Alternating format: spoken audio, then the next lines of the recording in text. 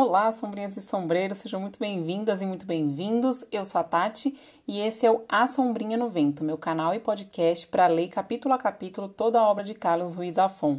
Você pode acompanhar por YouTube, é só procurar lá por A Sombrinha no Vento, ou se você preferir por podcast mais Instagram. Só você procurar A Sombrinha no Vento no seu agregador de podcast favorito, tem no Spotify, tem no Apple Podcasts, tem no Deezer, tem onde você preferir. E aí, para você ver as imagens, você me segue em @asombrinhanovento. Lembrando, como sempre, aqui é sem spoilers, beleza? Em cada episódio eu vou falar somente do que já veio antes no livro e do que acontece no capítulo que a gente está discutindo, mas eu não fico falando dos acontecimentos futuros. Vamos lá então para o nosso episódio 13. Hoje a gente vai ler o capítulo 12 de A Sombra do Vento. Gente, vocês me desculpem, na gravação de hoje vai escapar uns latidos de cachorro, motoboy passando. Infelizmente, assim, foi o horário que eu consegui arranjar pra gravar e tá assim, a rua tá uma loucura. Então, quando começa eu tento dar aquela pausada e tal, mas às vezes eu tô no meio de uma fala, embalada, e aí vem um latido, vem alguma coisa. Então, uma coisa ou outra vai escapar, vocês me desculpem, mas a gente segue porque é o que tem pra hoje, não é mesmo? Um resumo bem resuminho, antes da gente entrar nos detalhes. Nesse capítulo, então, o Daniel conta como ele ficou amigo do Tomás Aguilar. Ele já foi citado muito rapidinho, o Tomás Aguilar, alguns capítulos atrás, na época que o Daniel estava lá, que só queria ficar com a Clara, visitar a Clara, o pai dele comenta, você tem que dar mais atenção pro Tomás, tal, que é da sua idade. Então, nesse capítulo, ele explica bastante, ele conta bastante do Tomás, como eles se conheceram na infância, tal, como o Tomás que ele é caladão, assim, tem uma cara meio assustadora, mas na verdade ele é um docinho. Ele é bem tranquilão, bem na dele. E aí o Daniel também fica falando da Bea, né? A Beatriz, que é a irmã do Tomás. E aí a gente percebe que ela e o Daniel parecem não gostar um do outro, assim. Não fica muito claro. Eu não sei se é desde quando eles se conheceram, que o Daniel fez uma piada lá sobre a Bea, que ele não conta qual foi. O Tomás ficou muito bravo e deu uma surra nele. Então, não sei se foi a partir daí, se foi depois convivendo, não fica muito claro. Mas, assim, me cheira, né, a recalque de ambos os lados. Assim, sabe? Parece que a pessoa tá predisposta a não querer gostar, porque, na verdade, gosta um pouquinho. Enfim, vamos ver no que vai dar isso aí. Bom, vamos entrando no detalhe, então. E aí, a primeira referência que eu vou trazer para vocês é o Colégio de Jesuítas de Caspe, que é citado no seguinte trecho. Tomás e eu havíamos nos conhecido anos antes, em uma briga, durante minha primeira semana no Colégio de Jesuítas de Caspe. Então aí tá contando de quando eles se conheceram e o Tomás deu uma bela de uma surra no Daniel. Então coloquei uma foto aí do prédio, é um prédio assim meio de esquina. E ele é bem assim, ele é simples, mas num estilo clássico. Tem umas janelas em arco, não tem muitos adornos, mas é um prédio assim bonito. Foi fundado em 1881 e fica na Rua Caspe. Então, por isso o Colégio de Jesuítas de Caspe, porque fica aí nessa rua chamada Caspe. E na época aí do Daniel, né, que ele era criança aí, para os anos 40, era um colégio somente para meninos. Mas hoje em dia é um colégio misto, enfim, continua aí o colégio, mas ele já é para todo mundo. Depois tem um trechinho que é assim. O interesse de Tomás pelo mundo real concentrava-se em aspectos como a sincronia dos sinais de trânsito na Gran Via, os mistérios dos chafarizes luminosos de Montjuic ou os brinquedos automáticos do parque de diversões de Tibidabo. Então eu quis trazer para vocês aí essas três referências que ele trouxe. E o primeiro é a Gran Via. A Gran Via ela é realmente muito grande. Eu trouxe o mapa aí. Ela corta Barcelona praticamente inteira. Vem desde assim de uma autoestrada até o fim da cidade, praticamente. Ela tem 9,5 km de extensão, então ela é bem grande. E aí eu marquei no mapa aí a Praça de Catalunha, que é próximo ali da casa do Daniel. A gente vê que ela fica bem ali no meio, assim, da altura aí da Gran Via. A Gran Via fica próximo ali da Praça de Catalunha. Fica alguns quarteirões pra frente. Pra frente, digo, de quem tá olhando do mar pro continente. Aí o chafariz luminoso, que ele citou aí também, trouxe uma foto. Fica muito bonito, realmente. Faz aqueles shows de luzes e tal, aquela água que espirra metros de altura. É muito bonita essa foto que eu trouxe aí, tá muito bonita mesmo. Ele é chamado de Fonte Mágica e foi feito para a Exposição Internacional de 1929. Não confundir com aquela Exposição Universal de 1888, tá, gente? Essa é outra, ela é de 1929 e o nome é internacional, não Exposição Universal. Então reuniu alguns países da Europa, tal, e também teve algumas modificações na cidade, mas não é uma feira tão famosa quanto essa da Exposição Universal. Só que tem um detalhezinho, mais uma pequena inconsistência histórica. A gente está em 1953, né? Esse momento aí que o Daniel tá contando. E aí, e durante toda a vida do Daniel, desde 1936 aí praticamente, o chafariz não funcionava, porque ele foi danificado durante a Guerra Civil, que começou lá em 36, lembra? E ele voltou a operar só em 55. Então ele tá comentando aí né, digamos, desse espaço aí de 36 até 53, que é onde a gente tá, o chafariz não funcionava, ficava ali, assim, acho que devia funcionar a fonte, fica com água e tal, mas não tinha essa coisa de show de luzes e tal. Então, assim, fica essa inconsistência histórica.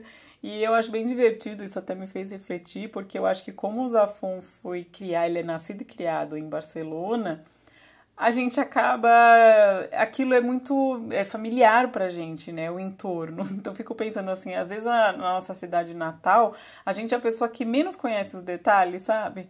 Porque você passa ali, tá sempre ali aquele monumento, aquele prédio, aquela coisa, é uma coisa muito familiar e a gente acaba não se interessando tanto pelo que é muito familiar pra gente. Eu tenho essa impressão, pelo menos, né? Então eu acho que talvez ele não tenha feito pesquisas muito profundas sobre os marcos da cidade. É uma coisa que, o chafariz tá aí, ele sempre esteve aí, né? Desde que ele foi construído. No máximo ele vai buscar quando foi construído e tal. E aí fica essas coisinhas de ele não se atentar a esses detalhezinhos de que não estaria funcionando o chafariz na época que os meninos eram, né, nascidos e crescidos e tal. Mas eu acho que é tudo bem, eu acho ok, eu não me incomodo com esse tipo de inconsistência histórica.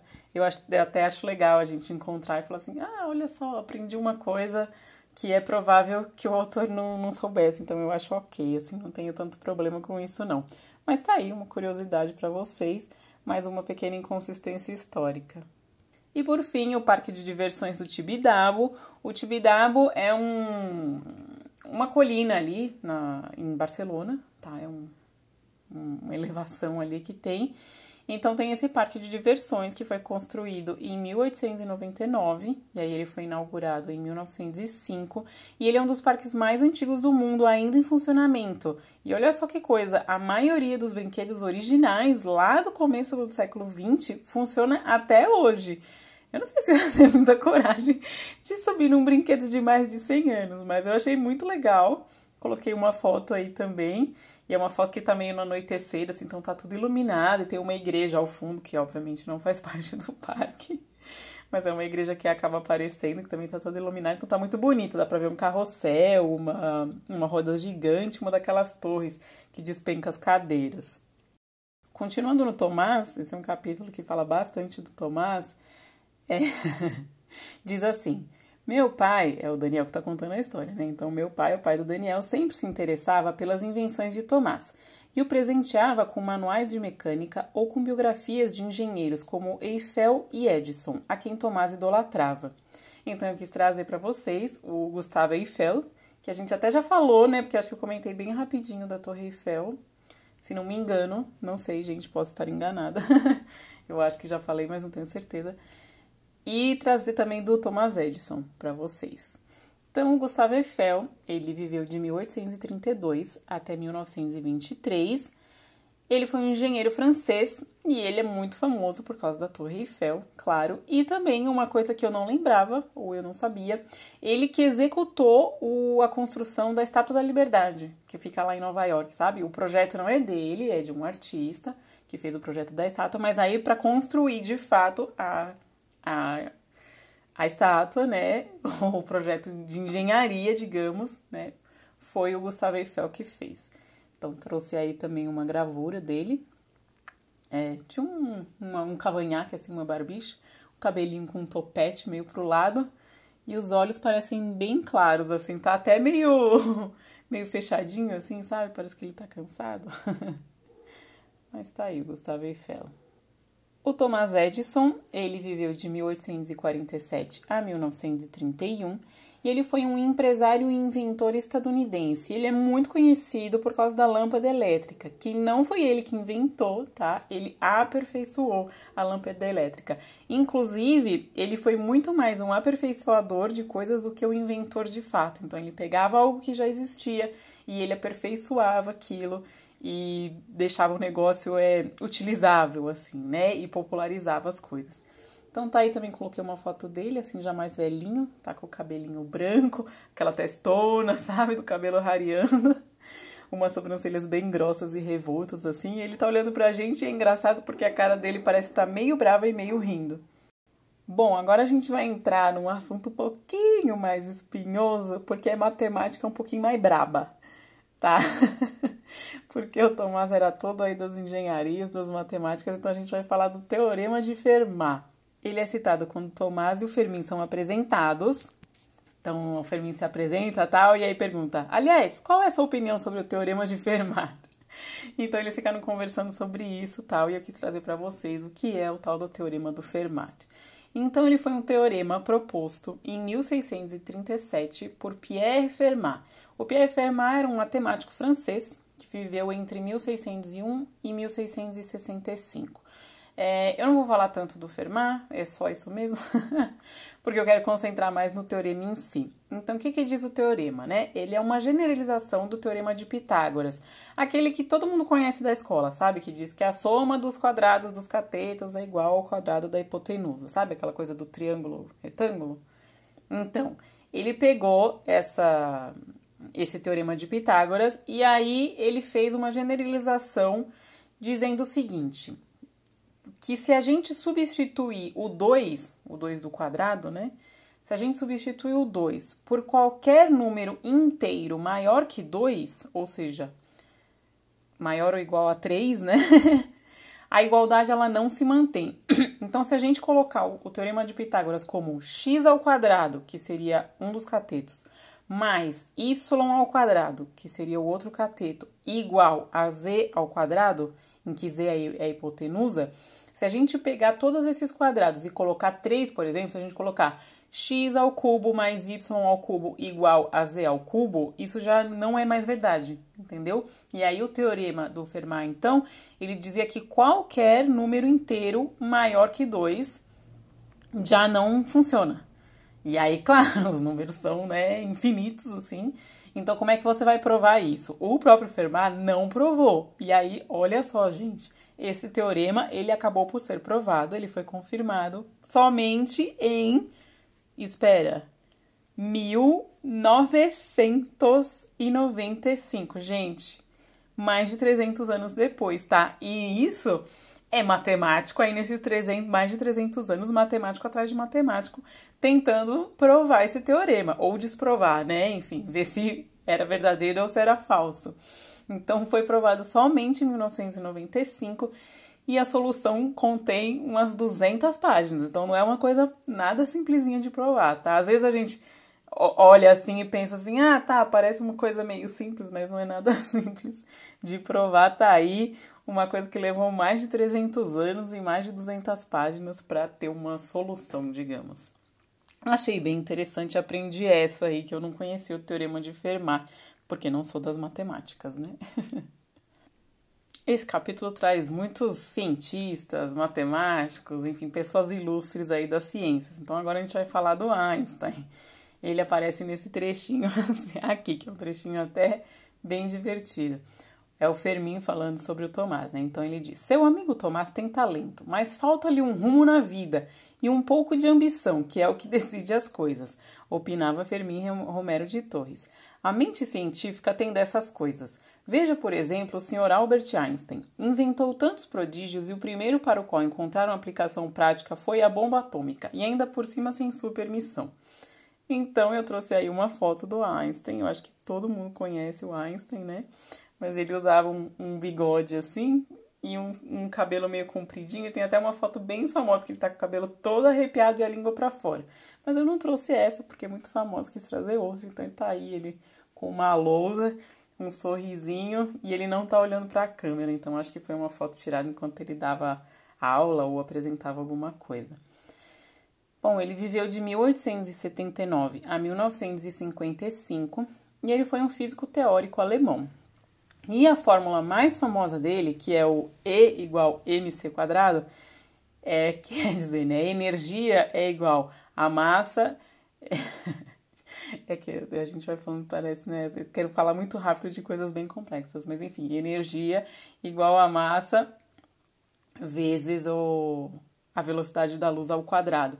Então, essa fórmula aí que ele descobriu, digamos, ela é fundamental para a compreensão de que era possível fazer uma bomba atômica. Então, ele não está ligado diretamente com o feitio da bomba atômica, nem foi nenhuma coisa assim muito direta das coisas das teorias dele, enfim, que deu origem à bomba atômica. Mas essa fórmula dele é super famosa sobre energia, que é bem fundamental para surgir a ideia de uma bomba atômica, digamos. Gente, eu não sou das ciências, tá? Então, se você for das ciências, eu estiver falando alguma besteira, comenta aí embaixo, tá? Vamos, que aí eu coloco uma notinha aí no vídeo corrigindo se eu falei alguma besteira. Bom, vamos continuando aqui o nosso episódio. E aí ele vai falar um pouquinho da cara do Tomás, né? Porque o Tomás tinha aquela cara de lutador e tal, uma cara bem fechada. Então o trecho fala assim: Tomás havia herdado o ardurão do pai, um próspero administrador de fazendas que tinha escritório na rua Pelaio, junto dos armazéns El Águila. Então eu quis trazer para vocês o armazéns El Águila, que ficavam, né, eles não existem mais, ficavam aí na rua Pelaio. Eu trouxe até o mapa aqui, marquei, é uma rua que fica bem próximo da rua Santa Ana. Então aqui no mapa eu marquei a rua Santa Ana, a gente vê a pontinha da Praça de Catalunha e a rua Pelaio é uma rua que sai mais ou menos aí ela meio que sai da Praça de Catalunha. E aí na esquina com a Praça da Universidade, que é onde ficava o armazém El Águila. E aí eu trouxe a foto aí do armazém, a gente até vê, é uma foto meio panorâmica assim, a gente vê as duas ruas, o encontro das ruas, e ele ficava nessa esquina. É bem o estilo que antigamente era o mapping em São Paulo, não sei se vocês conhecem ou conheciam, enfim, o mapping também não existe, mas o prédio tá lá até hoje. É um prédio bem parecido com esse que era o mapping ali no centro de São Paulo. Só que o que acontece? Vamos lá falar então dessa loja. Essa loja ela foi inaugurada em 1925 e eram 5 andares todos dedicados à roupa. Então era uma loja enorme, um departamento assim, tudo de roupa. Só que o prédio ele foi destruído em um incêndio em 1981. Então hoje em dia o prédio não existe mais. Construíram um outro prédio assim moderno, sem atrativos no lugar. Então infelizmente não existe mais. O prédio queimou total. E é isso. E aparentemente a águia, que dava o nome aí, era uma águia que ficava, se não me engano, eu acho que na foto a gente vê ela no telhado, aqui em cima do telhado, uma águia bem grande, assim, a estátua. E essa estátua sumiu no incêndio e a gente não sabe que fim levou. Pro fim do capítulo chega a nossa Bea, né, a Beatriz, vai comentando mais da irmã do Tomás.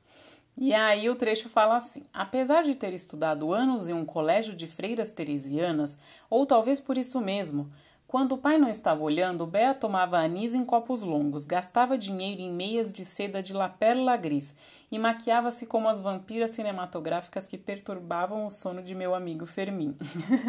Então a Bea era bem aquela, na frente do pai, era toda santinha, e quando ele virava as costas, aprontava de um tudo, né? Bebia.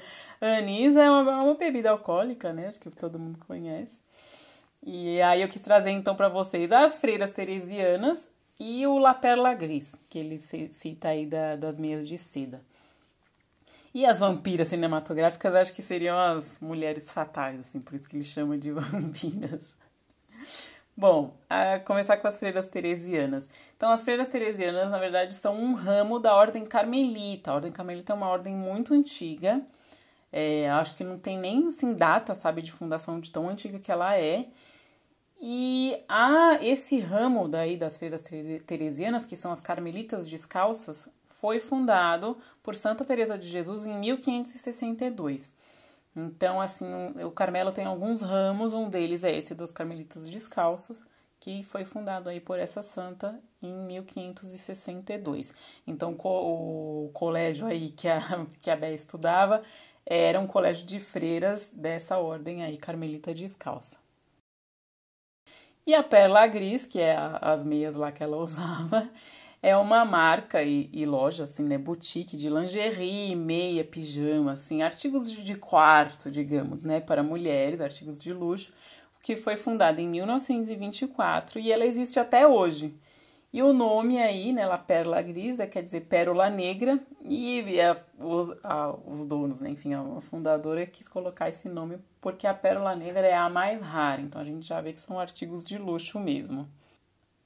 Entra em cena, então, o namorado, né, o noivo da Béa, que inclusive eu achei ela muito nova para ter um noivo, né, porque se ela diz que ela era um ano mais velha que o Tomás e o Daniel.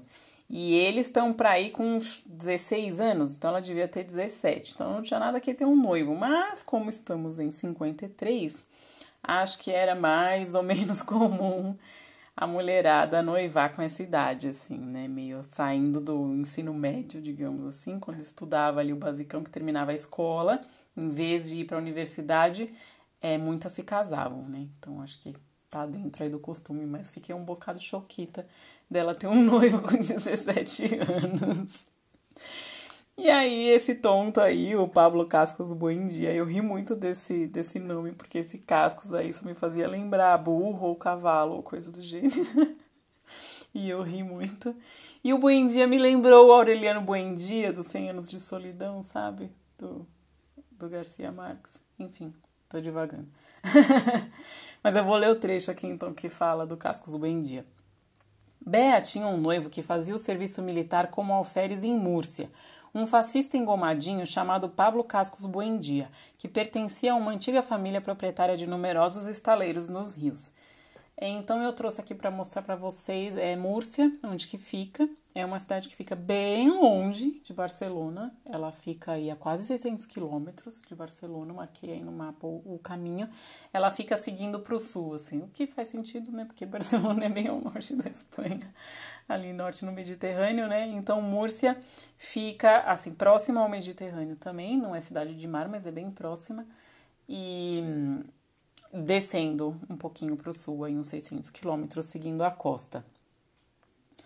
E esse Pablo aí pelo amor de Deus, né? Com certeza isso aí é coisa do pai da Béa, porque o cara disse que era um fascista, né? Pelo amor de Deus, ninguém merece. E, enfim, a família dele era proprietária de estaleiros nos rios, né? Estaleiros são esses armazéns para guardar a mercadoria em porto, sabe? Esse tipo de coisa. Então devia ser uma família rica, assim, que devia trabalhar com comércio. E um detalhezinho, que eu tava esquecendo de falar pra vocês, é que Múrcia é uma cidade universitária, sabe? Tem universidade e aí, majoritariamente, é estudante que mora lá.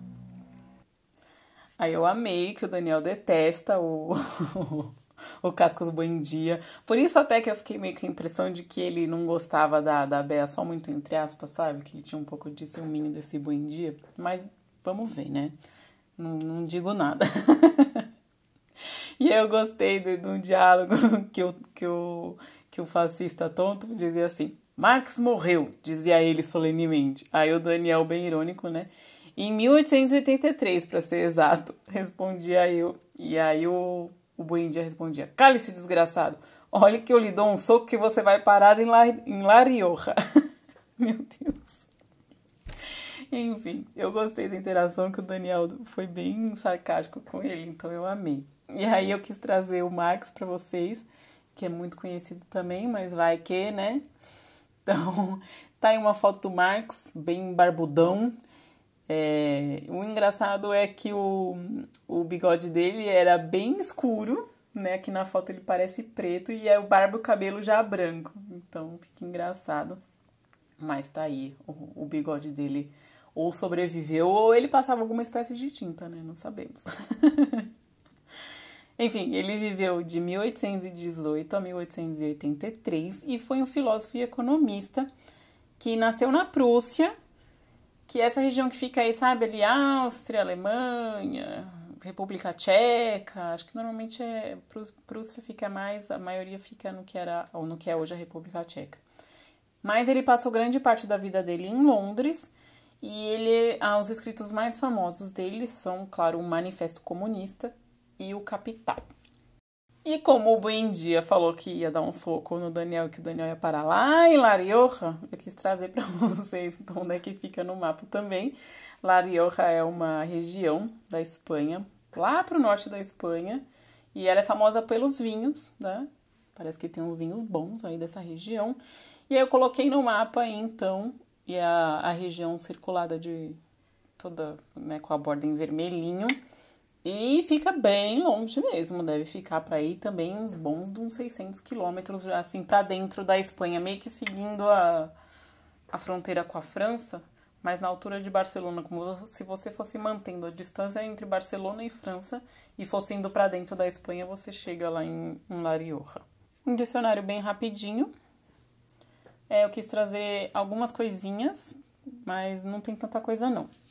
A primeira coisa é Technicolor, que eu acho que dá bem pra perceber só de ler, mas enfim, Technicolor é colorido e aparece aqui. É quando tá falando que da paciência que o Fermin tinha com o Tomás e tal. Então o Tomás ficava bem grato e trazia caixas e mais caixas de chocolates suíços embrulhados em fotografias de lagos de um azul impossível, vacas em pastagens verdes em Technicolor e relógios cucos. Então tá aí, era umas paisagens bem coloridas aí na embalagem do chocolate. E aí eu já vou trazer o relógio Cuco também, que eu acho que a maioria das pessoas conhece, mas tá aí, coloquei imagenzinha. É aqueles relógios que dependendo da hora e tal, normalmente a cada hora e às vezes a cada meia hora, ele sai o passarinho que faz o cucu, cucu, sabe? Às vezes é passarinho ou é bonequinho dançando. São bem lindos os reloginhos, né? E aí eu trouxe um aí pra quem não conhecer poder ver. Eu trouxe também latente, que quer dizer oculto, ou oculta, né? E que aparece aqui. Motivado a salvar Tomás de uma trajetória de penúrias e incompreensões, Fermin tinha decidido que era preciso fazê-lo exercitar sua oratória latente e sua sociabilidade. Então, a oratória latente aí seria a habilidade de conversar né, com as pessoas, mas que estava oculta. Eu quis trazer tara também, porque no Brasil aqui pra gente, acho que tara, na maioria das regiões, né, do Brasil, eu acho que tara é mais assim uma coisa que a gente fala, é um tarado, é mais a gente usa na questão de pervertido. Mas aqui no livro tá com um sentido mais assim de defeito e tal. Então eu vou ler o trechinho que é assim. Que fala do pai do Tomás, como ele achava que o filho era idiota e tal. Então, diz assim, para compensar essas taras vergonhosas, contratava toda espécie de professores particulares. Então, as taras vergonhosas seriam os defeitos vergonhosos aí que o senhor Aguilar achava que o Tomás tinha, tá? Não tem nada de pervertido aí. E aí, para terminar, eu trouxe o bolchevique, que, claro, é algo que traz conotações muito mais complexas, mas simplificando aqui seria russo ou comunista. Então aparece nesse trechinho aqui. O alferes Cascos Buendia estava sempre dizendo bobagem sobre a superioridade genética e espiritual da raça espanhola e a iminente derrocada do Império Bolchevique. Então, o Império Bolchevique aí seria o Império Comunista, né? O Império Russo, tal, o comunista, que já estava aí rolando desde 1917. Então, ele claramente aí era um fascista, né? A gente viveu lá, já falamos sobre isso. Então, ele detestava aí os comunistas e ainda tinha bem essas tendências nazistas aí de ficar falando de superioridade genética e trilili, essas pataquadas todas. Vamos então encerrando o nosso vídeo com citações favoritas. E tem muita coisa, eu não coloquei tudo, então se tem alguma que você gosta muito e não apareceu no vídeo, coloca aí nos comentários, me fala pra gente trocar ideia.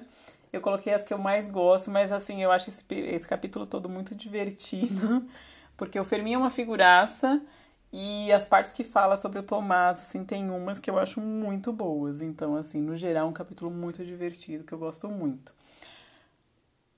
Vou começar com a com o que o Daniel falou pro Tomás quando o Tomás lá, que o Daniel fez piada, né, com a Bea, e aí o Tomás deu uma surra lá, e depois o Tomás veio pedir desculpas pela surra, tadinho. Então o Daniel responde: Sou eu quem tem que pedir desculpas por ter mexido com a sua irmã. Ia fazer isso no outro dia, mas você arrebentou minha boca antes de eu poder falar. Então eu achei bem divertido que o Daniel, né, teria pedido desculpa, mas enfim, já tá com a boca arrebentada ali mesmo e não deu muito certo. Eu ri nessa parte. E aí eu meio nessa falando aí do Tomás e tal, e de como ele era forte. Tem um trechinho que eu achei muito fofo, porque eu achei que o Zafon conseguiu colocar o texto assim muito de uma maneira que criança falaria, porque eles eram crianças quando se conheceram, né? Eles tinham 10 anos e se conheceram na escola. Então, seguindo a isso que o Daniel falou, né, de que quem tinha que pedir desculpas era ele, o trecho meio continua assim. Com os olhos baixos, quase tremendo, ele me perguntou se eu queria ser seu amigo. Eu disse que sim. Ele ofereceu a mão e eu a apertei. O apertão doeu, mas eu aguentei. Eu achei muito bonitinho, porque eu fico uma com dó, assim, do Tomás, tadinho. Ele não tinha amigo, né? Porque todo mundo tinha medo dele. Então ele foi lá pedir pra ser amigo no meio que ele tinha dado uma surra. Então eu achei isso muito assim. Ai, que dó, como ele é fofo. E aí eu achei muito fofinho essa parte aí de que do apertão doeu, mas eu aguentei. Eu achei muito coisa de criança falar isso, sabe? Porque o Tomás era muito forte, aí ele, né, quando ele apertou a mão falando que o Daniel aceitou ser amigo dele, aí ele apertou tanto que doeu a mão do Daniel, mas o Daniel, mas eu aguentei. E eu gostei muito, porque eu gosto disso no Zafon, dele conseguir dar uma voz própria para cada idade do personagem. Então, um personagem infantil de 10 anos falaria isso, de que, ai, doeu, mas eu aguentei.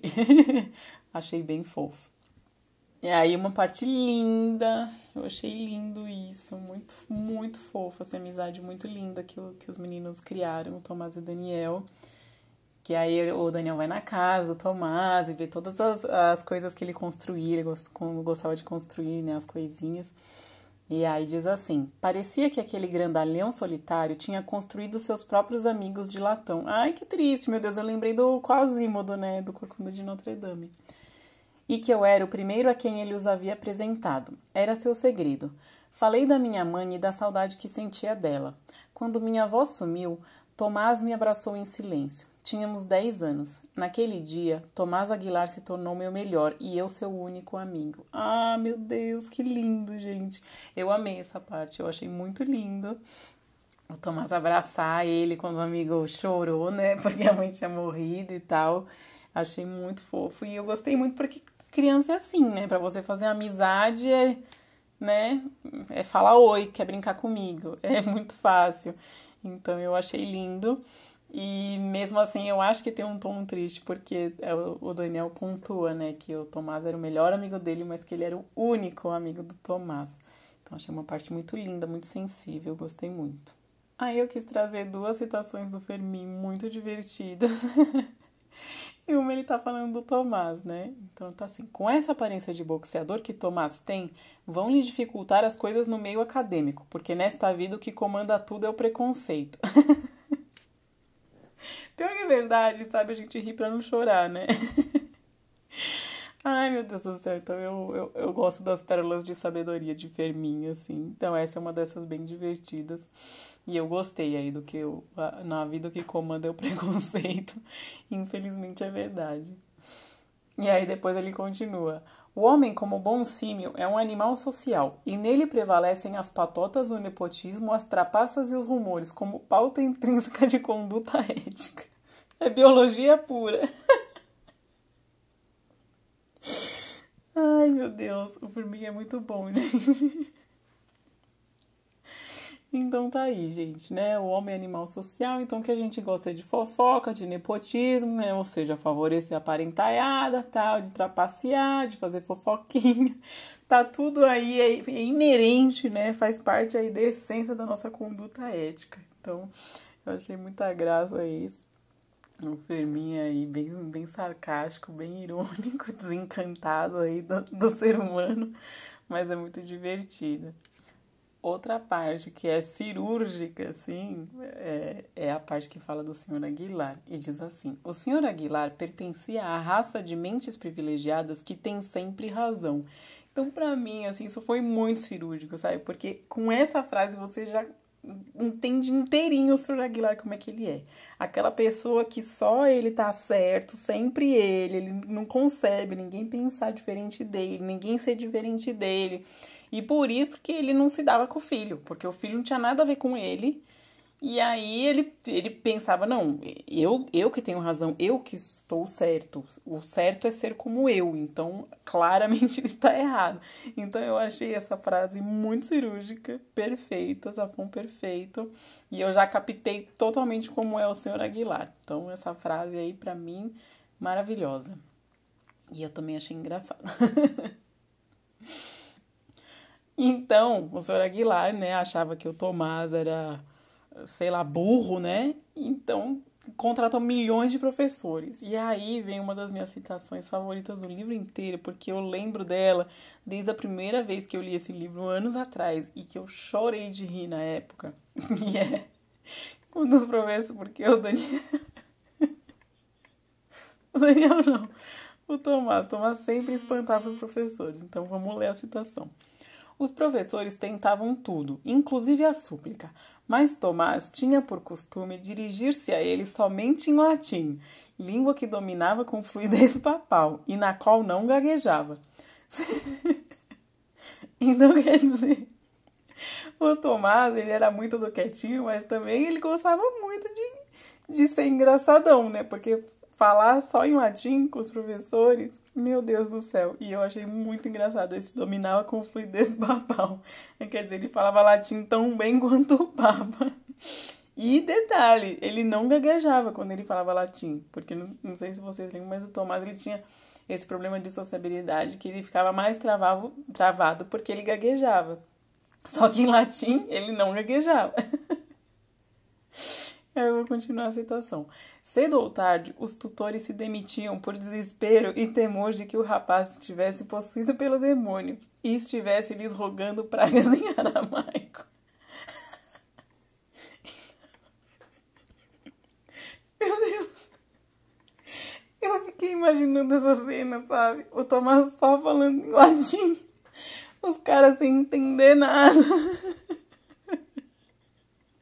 E aí os professores se demitiam porque eles estavam com medo que ele estivesse rogando praga em aramaico. Aramaico é uma língua antiga também, atualmente morta, se não me engano já, né? Não existem falantes ativos, né, de aramaico. Então, gente, eu ri demais nesse trecho. Eu lembro dele, assim, desde a primeira vez que eu li. Muito bom. E com esta bela risada, gostosa risada aí final, vamos encerrando o nosso vídeo.